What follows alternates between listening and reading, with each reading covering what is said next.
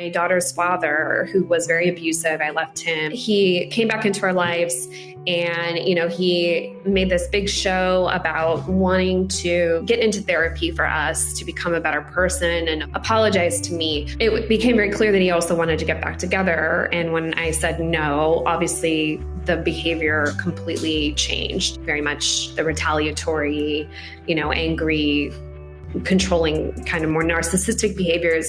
But during the period where he was acting like he was reformed and he had been in therapy, he really seemed to want to listen, seemed genuine. His therapist has said that she sees progress in him. Michelle, basically they were using going into therapy, being a good listener and making amends as a Hoover. It's how we know it's a Hoover, because if you really were to look at 12-step, it's very much when you make amends, it's not based on the other person accepting them. It's about you stepping up from a place of humility and taking ownership and responsibility. Remember, hoovering's when the narcissistic person is trying to suck you back into a relationship, and it's very much a control play. So it never was an apology. It was never a true, humble taking of responsibility. It was a tactic. And you go on to say something that's actually very interesting. It's something I run into as a shrink who trains shrinks, which is this: they can trick a shrink. Right? Narcissistic people are very socially perceptive. And the therapist, thinking they're being a good patient,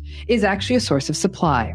So when they go into therapy and say, "Oh, therapist, I know I've been a jerk. I know I've been a bad partner.